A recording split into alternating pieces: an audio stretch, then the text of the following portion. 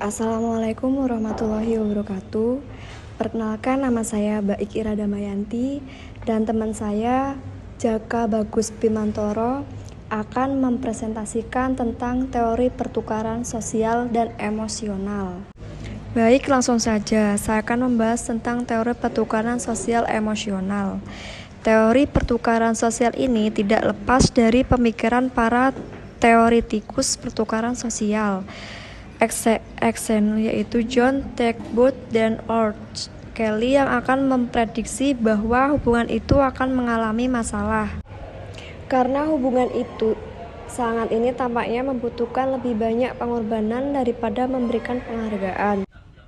Teori pertukaran sosial didasarkan pada ide bahwa orang memandang hubungan mereka dalam konteks ekonomi dan mereka menghitung pengorbanan dalam membandingkan dengan penghargaan yang didapatkan dengan penerusan. Teori pertukaran sosial merupakan satu teori yang telah dikembangkan oleh pakar psikologi John Talbot dan Art Kelly 1959, ahli sosiologi seperti James Forbes 1961, Richard Emerson 1962, dan Peter Bloom 1964. Berdasarkan teori ini, kita masih dalam hubungan pertukaran dengan orang lain karena daripada kita dapat memperoleh suatu ganjaran dengan kataan lain, hubungan pertukaran dengan lain akan menghasilkan sesuatu ganjaran bagi kita. Teori pertukaran sosial melihat antara perilaku.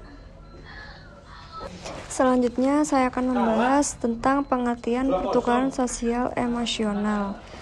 Perkenalan, teori pertukaran sosial mengonsumsi aktor-aktor yang mementingkan diri sendiri yang berinteraksi dengan faktor-faktor lain yang berkepentingan untuk mencapai tujuan individu yang tidak dapat mereka capai sendiri. Kepentingan pribadi dan saling ketergantungan adalah sifat utama dari pertukaran sosial. Apakah itu dua kasih sayang, berbagi kasih sayang hangat dan saling menguntungkan, atau dua perusahaan yang mengumpulkan sumber daya untuk menghasilkan produk baru bentuk dasar?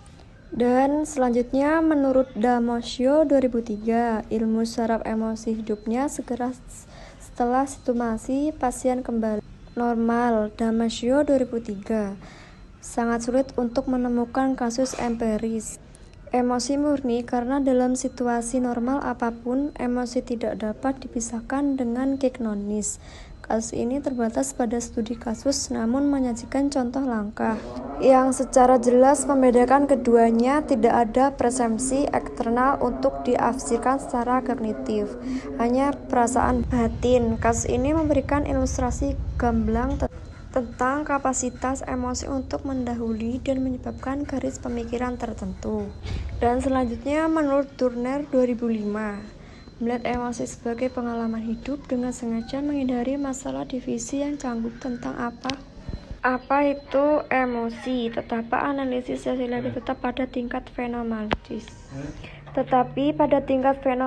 Kesadaran verbal, namun dari perspektif evaluasi ahli saraf ini fokus pada perasaan emosional yang terang-terangan menghilangkan hanya proses emosional yang terselubung yang terkait dengan perasaan ini. Kedua adalah temuan yang konsisten bahwa preferensi di bawah sadar dan kecenderungan emosional memberikan pengaruh yang lebih signifikan terhadap pikiran dan perilaku kita.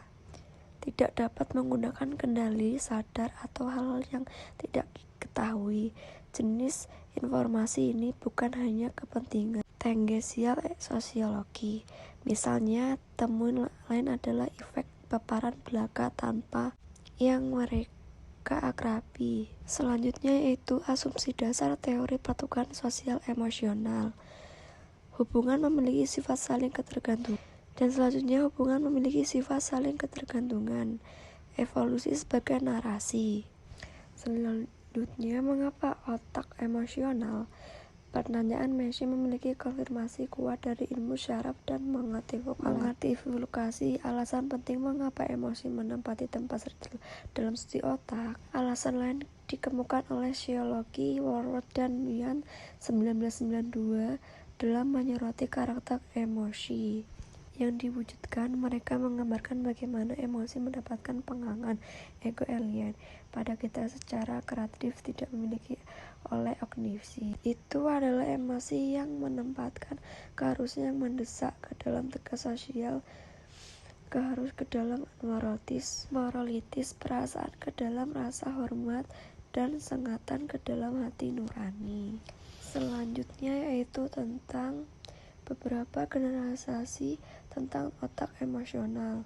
Pertama, semua bidang akademik mengalami kesulitan dalam mendefinisikan emosi sebagai satu kelas dari fenomena yang khas. Secara dari psikologi Griffiths 1997, sosiologi Servet 1995, dan sejarah Reddy 2001 telah menyatakan bahwa tersebut bukanlah objek pengetahuan tunggal. Kedua, otak sangat relatif dan perlu terlibat dalam tindakan dalam suatu lingkungan. Dan ketiga, otak adalah pengotak-atik. Keempat, otak memiliki fleksibilitas yang luar biasa. Akhirnya, ilmu saraf telah mendorong terahuan terakhir ke jantung teori tabula rasa loci, di mana pemikiran dipahami sebagai tulisan kosong oleh pengalaman dan secara pasif mencerminkan apa adanya menurut Lakoff dan Jameson 1999, teori korespondensi materi dalam air. Dan kesimpulannya adalah kelebihan akan menimbulkan sesuatu keadilan dalam masyarakat. Takkan ada yang merasa bersebelah jika teori ini diterapkan, karena teori ini membahas tentang bagaimana suatu hubungan sosial masyarakat bisa menyeimbangkan antara pengorbanan dan keuntungan yang didapatkan dari pihak lain. Itu juga menerapkan teori ini, maka hubungan dalam suatu masyarakat sosial ataupun individu akan terjaga dan tidak akan yang merasa dirugikan. Kekurangan: apabila seseorang menerapkan teori ini, maka dikala seseorang tersebut memberitahukan melakukan sesuatu kepada orang lain, maka penerima tersebut akan merasa risih menerima pemberian atau jasa yang telah dilakukan untuk, karena merasa apa yang telah dilakukan atau diberikan akan harus dibahas dengan yang demikian pula, sedangkan belum tentu si penerima mampu membahas apa yang telah dilakukan pemberian kepadanya. Di samping itu juga teori ini bisa membuat kita menjadi orang yang tidak ikhlas dalam melakukan sesuatu. Seseorang terbiasa mengharapkan balasan atau apa yang telah kita beri. Dan itulah pembahasan tentang presentasi kami. Sekian, terima kasih. Wassalamualaikum warahmatullahi wabarakatuh.